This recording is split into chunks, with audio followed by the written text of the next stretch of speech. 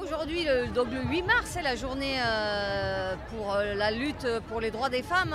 Alors je trouve que c'est une belle réussite. On voit, on est nombreuses et nombreux sur cette place de la République. Il y a d'ailleurs plus de 200 rassemblements sur tout le territoire. Donc oui, il faut qu'on continue la lutte. Elle doit être menée de manière très offensive. Il faut qu'on soit encore plus nombreuses et nombreux parce qu'on voit bien que malgré que Emmanuel Macron ait proclamé l'égalité cause nationale, on voit bien qu'il n'y a eu aucun effort politique, il n'y a pas de budget dédié pour justement l'égalité, notamment salariale. Donc oui, nous devons continuer ce combat et je pense qu'il est juste, ça c'est très clair. On est de plus en plus nombreuses et nombreux.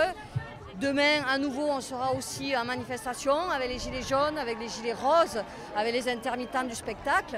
Donc on est de plus en plus nombreux. J'ai parlé d'égalité, mais ça fait aussi partie pour les droits des femmes qu'il y ait une réelle politique de prévention par rapport aux violences sexistes et sexuelles.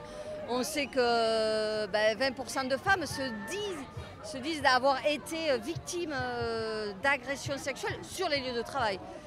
Donc c'est vrai que voilà, c'est un phénomène grave. On l'a vu, il y a eu libération de la parole, notamment après MeToo, mais ça continue. Et en tout cas, nous aussi, sur les lieux de travail et sur les lieux de service, on s'aperçoit, enfin en tout cas, on est de plus en plus interpellés par les salariés qui sont victimes justement d'agressions sexuelles, de harcèlement sexuel.